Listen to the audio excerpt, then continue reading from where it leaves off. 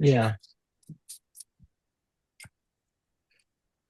Hi, good evening, everyone. I'm Rich Friedland with the foundation, um, and we're supported tonight by the RJR uh, fund for the foundation, and we're also supported with our friends from Bracco, um, who have and Barco rather, uh, who provide us with a lot of monitors.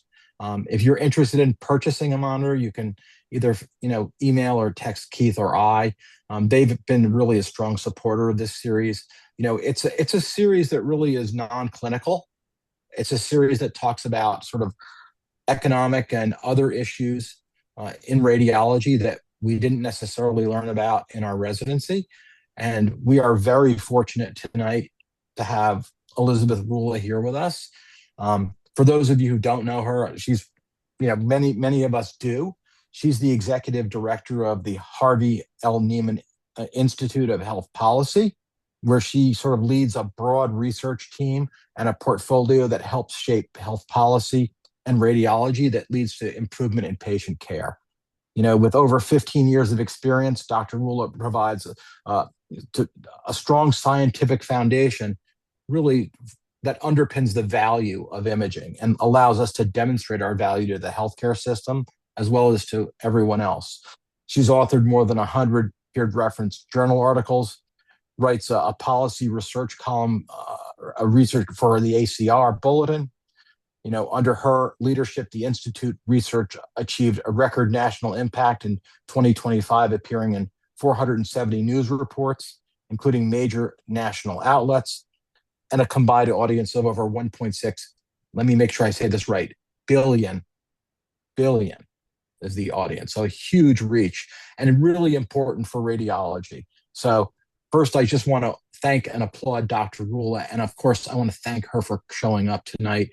I know I hate to say that, but I've seen part of this talk before. That's one of the reasons I wanted to make sure it got out there because it's fabulous. And it really, there's a lot of noise. And I wrote this today on LinkedIn. There's a lot of noise around the workforce and radiology workforce, and people have a lot of opinions, but we don't have a lot of data. So we really rely on Elizabeth and her team to provide us with that data to begin to have an intelligent conversation. So I think with that as a jumping off point, I'm going to shut up and pass it on. All right. Thank you so much, Dr. Friedland. I'm really happy to be have this opportunity, and we'll go through a story about the workforce issues in radiology, kind of told through the data. Um, I'm guessing that everyone who is on here has probably heard of the workforce shortage in radiology. It is all over the news, and it has been the top priority for our research agenda in the past few years. It also, for the past 3 years, has been identified as the biggest threat to radiology in the on many awards each year. It's an interesting award to be a threat, but indeed that is what keeps surfacing. In this last year, it was kind of tied with increased imaging volumes. Before I get into kind of the meat of the talk, I want to make sure that everyone here is familiar with our institute. I thank Dr. Friedland for the initial overview. So we actually were started by the ACR in 2012, and we were the vision of Dr. Neiman, who was the CEO of the ACR at that time. And he recognized a critical gap in evidence that was really needed for the success of ACR advocacy. However, there's little to no funding available for health policy research. So the ACR decided to fill that gap, and they created the HPI, which is really the only institute of its kind. Our mission is to publish research that provides a strong foundation for evidence-based imaging policy to improve patient care and promote sustainable, equitable access to imaging. Also, as part of this mission, we offer opportunities for ACR members to learn and get involved with policy research via our grants and fellowships. So I guess the headline here was already given at the beginning, but something that is really an important part of our strategy at the HPI is ensuring that the information from our research gets into the hands of stakeholders and policymakers so that it can actually have an impact. So to that end, we have really worked on how to translate our research findings into actionable insights and have cultivated media relations and social media presence, and that has resulted in progressive year-over-year increases in our reach. So in 2025, we beat our prior record from 2024 on earned media, which is press coverage of our work. So, it's great to know that we'll pretty much always be covered by the radiology press, but it's really great to see when our work shows up in the New York Times, Forbes, USA Today, so on and so forth, where that really expands our presence and knowledge about our work. I want to invite you all to keep up with our work on our website. We have our own website separate from the ACR. NeimanHPI.org, and also on social media, and sign up for our newsletter to keep up with what we're doing. Last year was actually a great year also because we won a number of awards. Our research director, Eric Christensen, won the Aunt Minnie Award for Most Influential Radiology Researcher, and 3 of our studies earned top honors at AJR and JACR. So it was exciting to see the recognition of the quality of our work and readership. So a question that I'm often asked is, okay, you're addressing all of these top policy issues for radiology. How is that work translating to policy change? So this is an outline of recent policy change as well as the HPI research that was used for ACR's advocacy. Hopefully you're familiar with some of these. Medicare recently began coverage for CT colonography, which has been a very strong area of our research. Reimbursement is always a big issue. So our work showing that radiologists' payment declines, especially with respect to inflation, was used to advocate for the Strengthening Medicare for Patients and Providers Act. No Surprises Act is another area of focus. We've done a lot of work to understand the MIPS program and how that program may not be designed very well for the field of radiology. And then similarly, the radiation oncology case rate program is another area where we have been seeking to understand how policy will influence our providers and patients. Okay, with that, I'm going to jump into the topic at hand, the workforce, and I'm going to start with why we have a radiology workforce shortage before going into what the impact is, and then, of course, how do we get out of this mess? So I like to start with the basics. The workforce shortage is essentially a supply and demand challenge.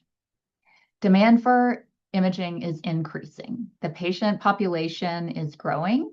Demographic trends, the age and sex mix, comorbidity, so on and so forth, are leading to differences and growth in imaging at the patient level. Whereas the radiologist workforce is a supply side constraint, which is limited by the number of radiologists, which is the entrance via the resident pipeline, and retirement and attrition from the workforce, as well as efficiency and output, and then market size. How much of the imaging is actually being done by radiologists? We recently published two kind of landmark studies that were published together in JACR that really used all of these different levers that influence supply and demand to project imaging utilization and the number of radiologists out to 2055. I'll tell you a little bit about our findings. So first of all, demand. Population growth and the size in particular of the oldest segment of the population are serious challenges for imaging demand. The US Census Bureau estimates 15% population growth from the time of our study to 2055. But almost all of that is in the oldest age segments, which of course have higher utilization of care. So each person is projected to use more imaging. So RVUs per Medicare beneficiary increased 13.1% from 2005 to 2021. So where will this go in the future? So we modeled a few different scenarios, and we found that it was really demographics and population growth that are driving a lot of the increase. So in this model, where we just assume that a female who is 65 years old will use the same amount of imaging in 2055 as she would today. So a very moderate scenario. We found that CT imaging would increase by 25%. On the other end of the spectrum, MR by nearly 17%. Also, just want to let you all know, you can put Q&A in the chat or raise your hand after the presentation. I'd be happy to answer any questions. From there, we modeled we looked at the workforce size and modeled a few different scenarios. What we learned is that the attrition rate of radiologists changed a lot after COVID. Not sure why it has stayed high, but it is definitely proving challenging for the radiologist workforce. So if pre-COVID attrition rates, if we return to pre-COVID attrition rates, in 2055, the radiologist workforce will be 29% larger. Whereas if we stay at the post-COVID levels, it will increase by 20%. So the good news is it is growing.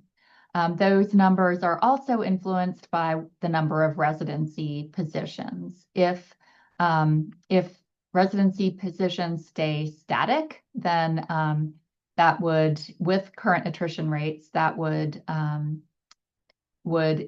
lead to a workforce that was 25.7% larger.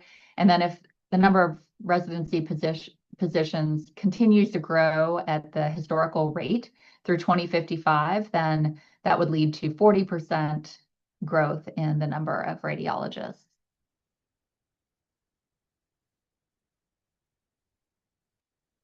Okay, so you put these together, and the good news is these numbers are not too far off when we compare the projected change in imaging demand to the projected change in radiologists.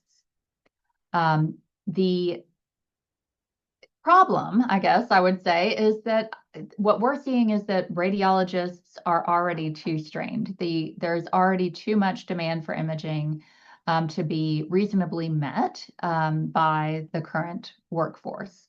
So that means that we still have a gap to fill, even if we can prevent the problem from getting any worse. So I talked about attrition, and that's another area that we have dug into very specifically to understand what might be affecting attrition rates. So you see here on the left, the percent of radiologists that leave the workforce each year. And that has grown almost every year over nearly a decade shown here. But what we found is that it is not the same across all types of radiologists. So, for example, subspecialist radiologists leave the workforce at a higher rate than generalist radiologists, and non-academic radiologists leave at a higher rate than academic radiologists. It also varies by subspecialty. In particular, we noted that cardiothoracic imaging both has the highest attrition rate as well as the largest growth in attrition compared to all of the other subspecialties. We've also carved out the pediatric radiology workforce, which is a little harder to define, particularly given that we use a lot of Medicare data. So we're using other data sources, such as commercial claims, to look at pediatric radiologists. And although the overall number of radiologists is not really shrinking, it's just a problem with demand growing. The number of pediatric radiologists actually has been going down since 2019. And to an even greater extent, they are making up a smaller and smaller proportion of all radiologists. So just another trend to keep an eye on in terms of access and quality of care, since the pediatric radiologists tell us that children are not just small adults, and they need specialized imaging. So next, what is the impact of the radiologist shortage? Okay, to start with, let's talk about demand growth. Did I skip a slide? No, I did not. So what are the downstream consequences of this? Some that we will talk about include reduced reimbursement, reduced market share, practice consolidation and corporatization, burnout, turnover, and attrition. And a new area that we've been looking at is turnaround times for imaging. So these data are hot off the press. They were published this week. And one thing that is a challenge with advocacy is to help policymakers understand that physician reimbursement is important. So it's critical that we link it to other policy priorities. And one of those is, of course, the health of Americans. And we looked at the conversion factor, which is the rate at which Medicare pays physicians per unit of care or relative value unit. And what we see is in the blue line that the actual value, the nominal value of the conversion factor has gone down over 20 years. It went from $37.90 down to $32.35. So,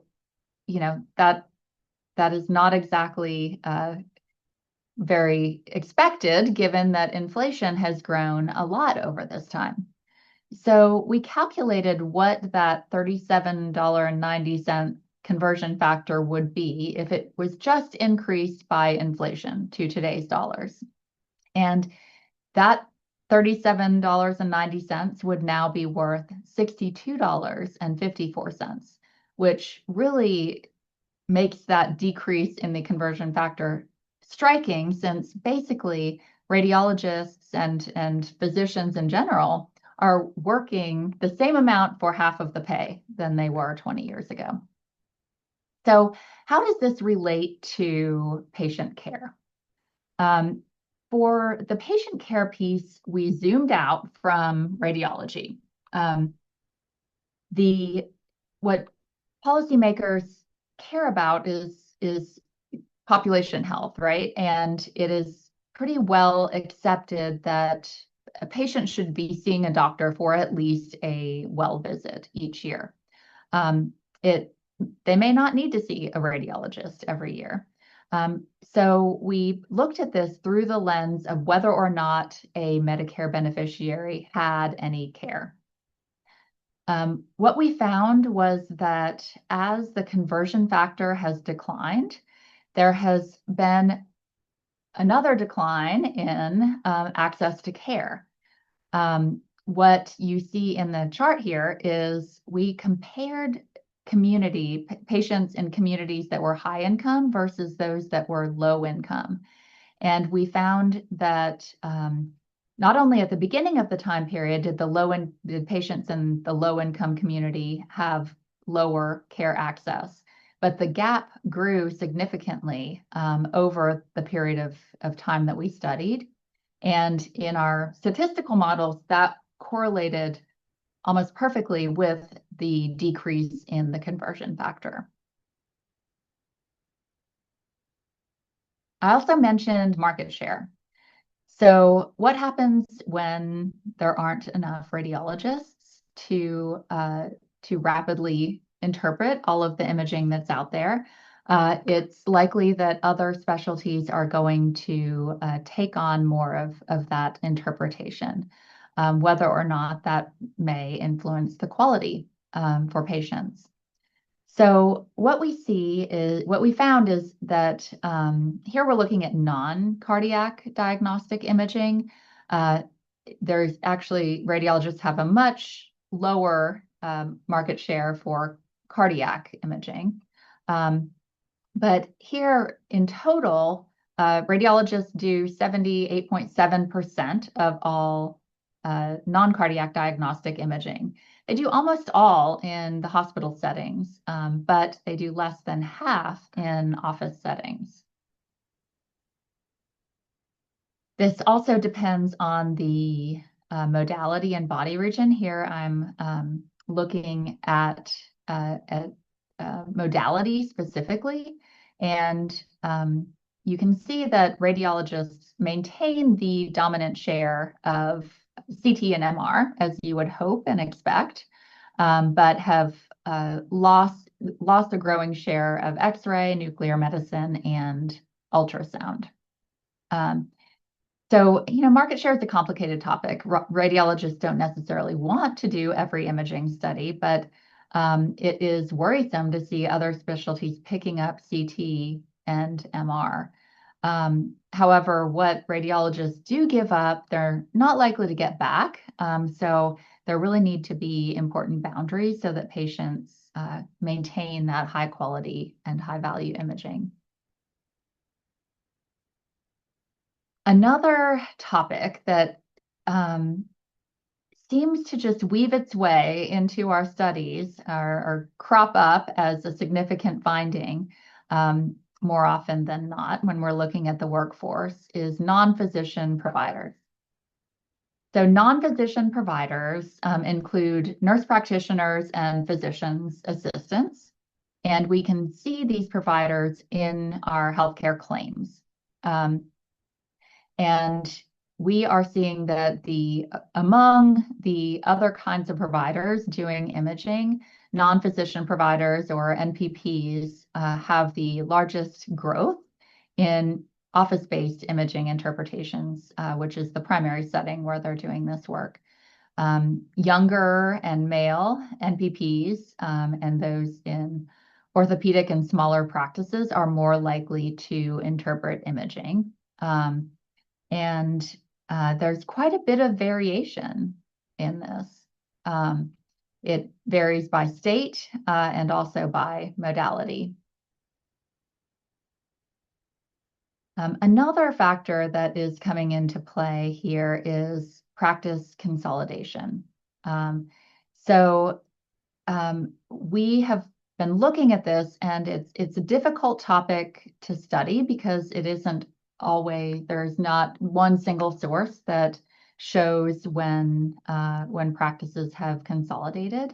But what we can see is that even though there are more radiologists, So an increase of 13% in 2021 versus 2014 at the time of the study.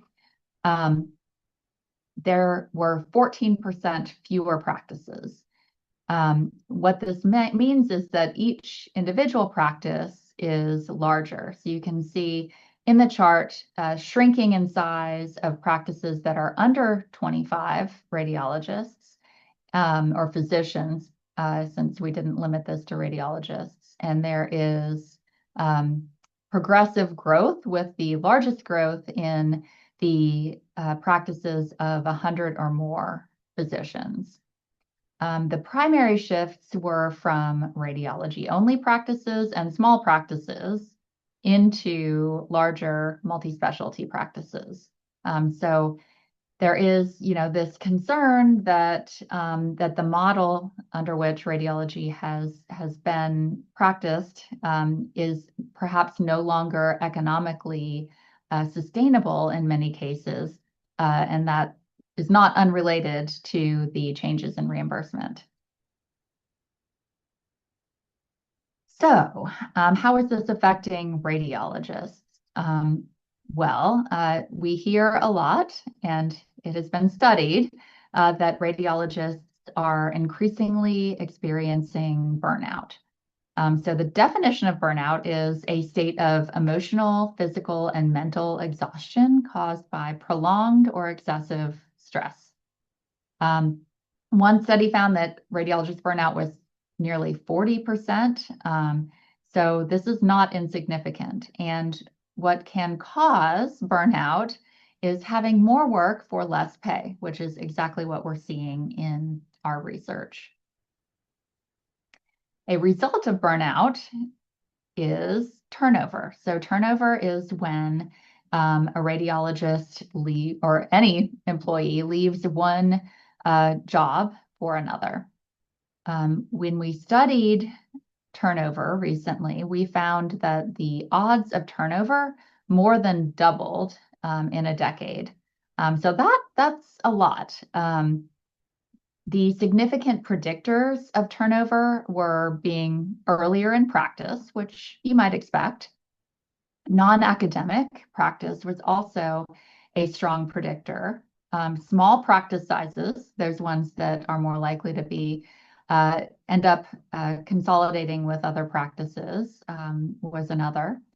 Those in metropolitan areas. And then one key thing that we looked at in this study was workload. So we hypothesized that higher workload would lead to higher turnover. That was true, but only at a point. So actually, there was more turnover when radiologists had a very low workload, which probably relates to the fact that maybe they weren't reaching their earning potential. But then right in the middle of the curve, we reached a tipping point, and that tipping point was a lot earlier in terms of the number of work RVUs that a radiologist was billing for in academic practices than in non-academic practices. And anecdotally, what we hear is that that academic radiologists may not get to experience a lot of the reasons that they went into academia, such as doing research, working, helping to train new radiologists, and so on and so forth, when their clinical workload is too high. And in a lot of cases, they may leave academia for non-academic jobs or a better academic job.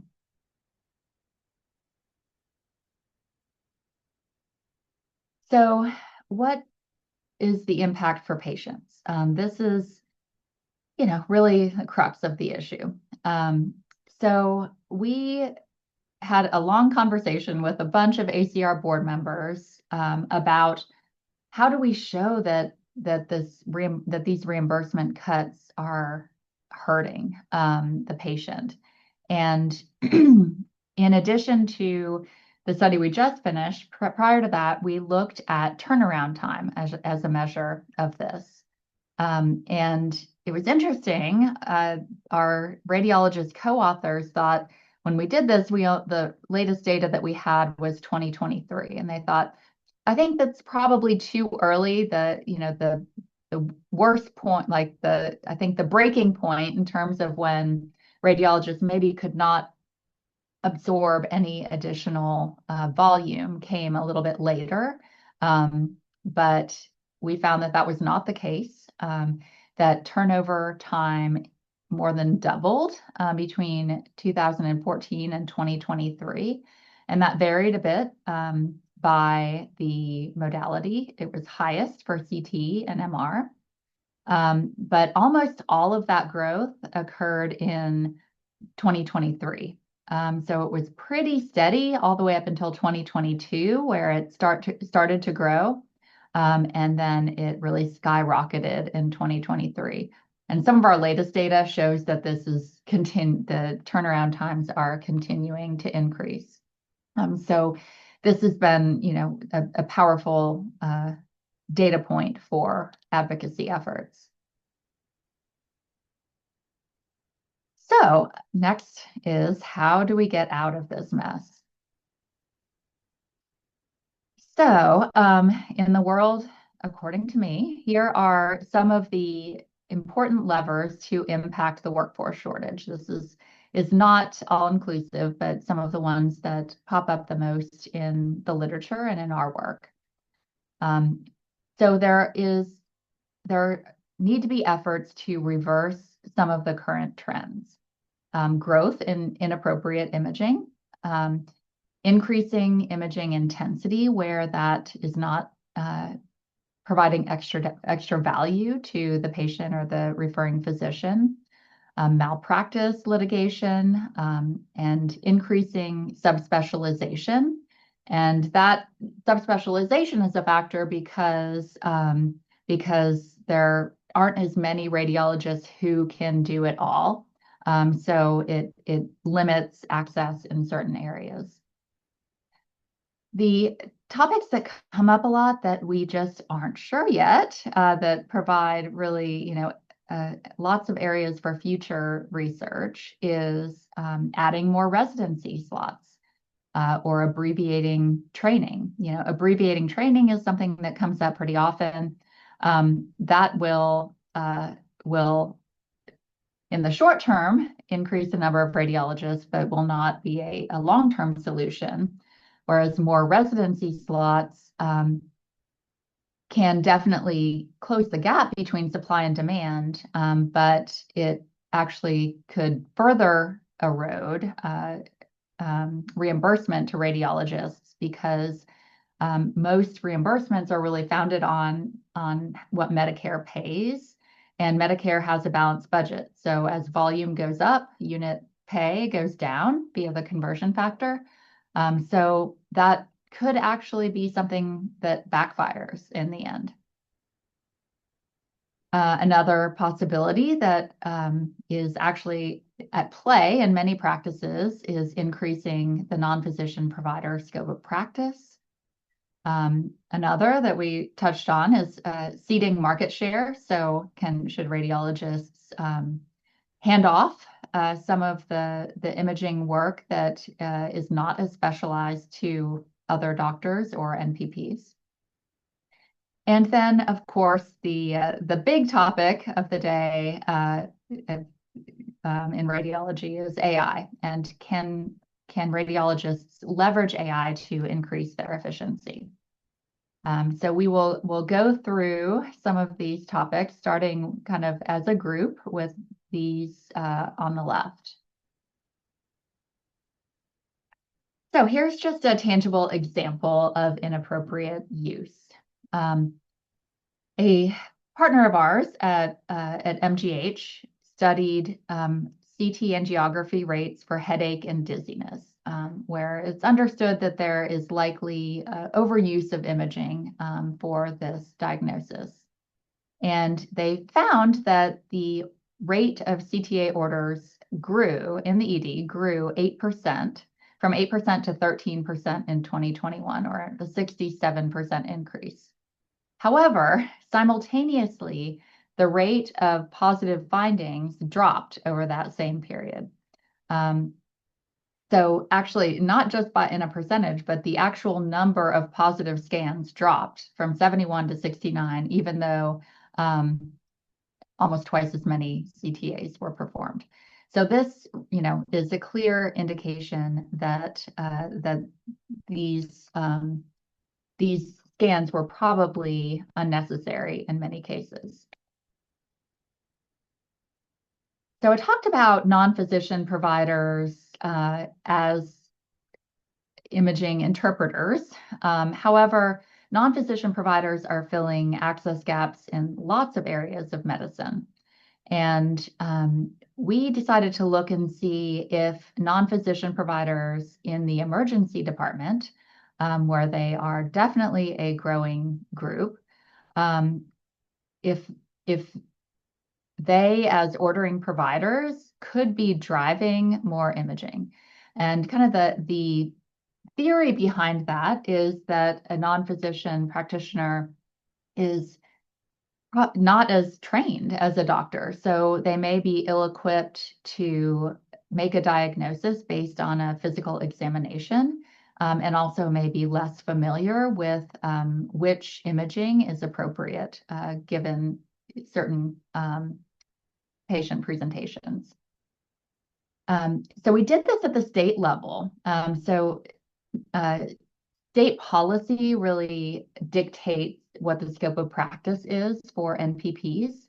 And we found that based on the state share of non-physician providers, we were able to model how NPP ordering equated to the volume of imaging, and found that overall, when NPPs are ordering imaging, it equates to 5.3% more imaging in the ED.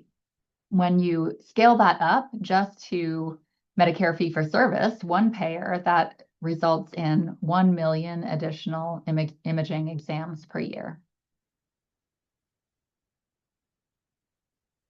Now I'm going to jump in. Actually, I think my slides got out of order a bit there. So this is again on the non-physician providers. So back to whether NPPs can take some of the load for radiologists. Well, I mentioned that state policy dictates scope of practice. And you can see in this heat map, it shows the share of imaging that is interpreted by non-physician providers. And you can see that it varies quite widely. But then we looked at where these NPPs were, who were doing most of this interpretation. And we found that over nearly 75% of all of the NPP image interpretation was performed in primary care and ortho sports medicine practices. On the flip side, only 0.3% of these were occurring in radiology practices. So this, ties in with the broader market share issue in terms of other specialties doing imaging interpretation, but also is particularly more concerning because the NPPs in these other practices also don't have the advantage of having a radiologist as their attending physician. Another piece of this is another area where NPPs may cause waste in the system. We recently published a study that showed that imaging that is interpreted by an NPP is more likely to be repeated. So in this chart, we see the repeat imaging rates by modality, and you can see that across the board, and particularly in ultrasound and MR, that non-physician provider imaging was repeated more often than imaging that was interpreted by a radiologist. We don't know why that is. We don't know if they provided a wrong interpretation, if it was not trusted, if their charting was insufficient such that such that the ordering provider needed it to be repeated, but it definitely is another area where there's unnecessary utilization growth. Okay, now I'll get into AI. So AI is one of those topics where the data is just really on the fence. I cannot say yet, based on what is out there, whether AI is actually going to be the solution that we hope that it will be for relieving some of the workforce shortage issues. So some of the promise of AI is that it can increase diagnostic accuracy by improving sensitivity, reducing false positives, finding incidental findings, also improving efficiency, such as providing workflow optimization, triage, or task automation. However, risks and challenges that come up also in the research is training data quality and bias. If the population that the AI was created with does not look like the patients it is being used with, then it's less likely to be correct. Transparency on that development process. Ethical and legal concerns, such as who is liable if there is a wrong interpretation by AI, and related to that, over-reliance on autonomous AI, and whether radiologists are adequately trained to use AI correctly. And when you look at just my experience with the literature is not that different from, I think, the popular press, but in general, you look at in Google Scholar. This was just a general search for the hope of AI in radiology. So obviously skewed towards the positive. And this is what came up. A lot of questions in terms of whether AI will provide the value promised. But is AI a workforce solution? Well, I think that really depends. So there was a study published not too long ago in JAMA Network Open that found that AI is linked to higher radiologist burnout. To be honest, this was not a big surprise to me. What I hear from radiologists is that in the current state, a lot of times the high sensitivity of AI provides more work because the radiologist has to vet those things that their trained mind may know to skip over as insignificant findings on an image, but AI doesn't. But once it's flagged, then it has to be reconciled. So these data show that with higher workloads, the separation at all workloads, the AI group was more burnt out, but the separation was higher with higher workloads. So, as a closing thought, I think there are a lot of possible solutions to the workforce shortage, but we need to be very cautious not to let our solution become a new problem in the cycle. So as long as we can find ways to reduce unnecessary imaging without driving more work or worse care for patients, those are the kinds of solutions that we need to look at, and that's why the research is so important. So just another plug for the HPI. I hope you'll follow our work. I also wanted to say that we have grant applications now open. So the DUSAC grant, named for who you may know, Rich Dusak, who was one of the founding folks who started the HPI, are due October 29th. I'm sorry, this is wrong. It is September 29th.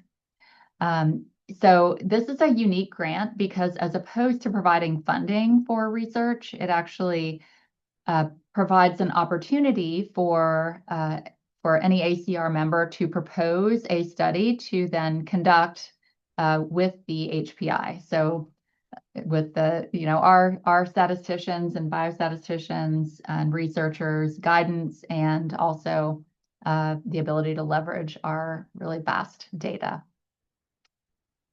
So that is, I'm happy to take any questions at this point if anyone has any. So, Elizabeth, first, I want to thank you for that tour de force, really parsing and taking apart a very difficult problem. But I do have a question. You had mentioned that NPPs don't have radiology backup, that they are often repeating their studies. Is there any work done that they're actually involved in more sort of malpractice cases or any kind of legal entanglements, over and above, say, radiologists? That is a good question. We have not answered that, and I'm going to write that down to see if that's something we can look at. Because we do see, I mean, I didn't go into detail on it in this talk, but we recently published a study. I showed the data on the on CTA for headache and dizziness. We did a similar study where we looked at imaging rates based on whether or not states had tort reform that reduced the risk for physicians, and it was very highly related. So it would be interesting if NPPs were a similar or even a different case in terms of how those factors align.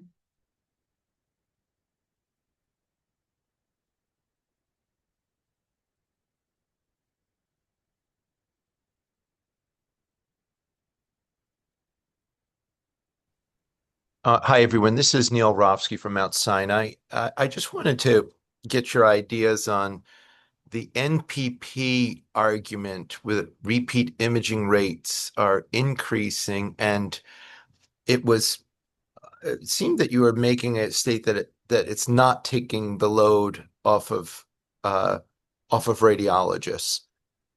Yet it occurs to me that so much of the NPP ordering is internal. In other words, they're in an orthopedic practice. They may overorder, they may order unnecessary studies, but if they contain that within their practice, which they like to because they want to maintain the dollars, is it just a self-contained issue and more of an impact on overall healthcare spending? Yes, I think it is generally more of a big picture problem. You framed that very well, but also, so a lot of that repeat imaging ends up in the hands of radiologists later. That being said, they didn't have to read the first round. So it's really more of an overuse of imaging and risk for patients issue than it is necessarily something that is directly impacting a radiologist's workload. Now, I didn't see the data, and perhaps I missed it. You said that the overutilization by NPPs in a self-contained practice spills out into radiologists. Is there firm data on that? Um, so one of the areas I talked about was the fact that NPPs as ordering providers order more imaging. And then so that is one piece of the picture, is that it isn't only NPPs as the ones who are interpreting the imaging, but when they're filling gaps for other specialties, we don't have the answer of why, but we do see that they're ordering more imaging and ordering more advanced imaging. And we hypothesize that that is because they are less able to feel confident in a diagnosis without confirmation by imaging. So that's one area that we're looking at, is the upstream from the ordering physician. On the downstream side, we're thinking about it more in terms of drivers of imaging volume that are deteriorating reimbursement and just causing waste in the system. And some of that waste will land in the hands of radiologists, but based on what we found in the study you were talking about, it turns out that most of that NPP imaging is happening in other types of practices where it would be more self-contained. But they, as you also said, they also don't have a radiologist to check their work in those settings. So there are, a number of challenges there.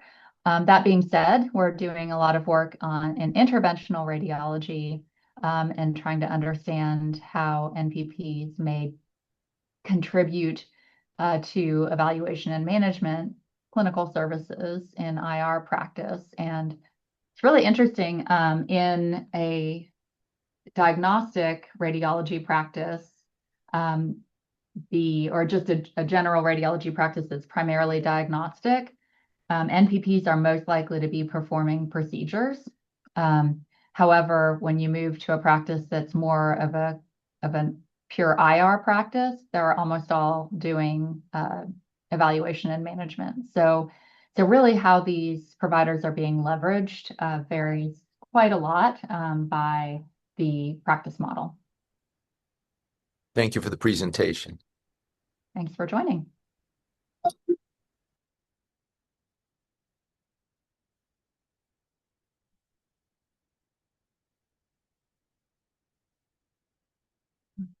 All right, any other questions?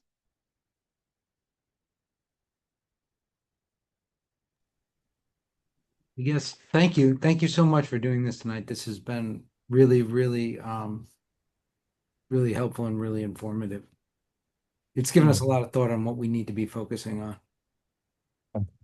Again, Elizabeth, thank you again. This is Rich. Much appreciated, both your time and also your hard work on behalf of all of us in the radiology field, and attempting to show our value and also, teaching us a little more about ourselves. So thank you. You are so welcome. Thank you again for the invitation. Good night, everyone. Good night.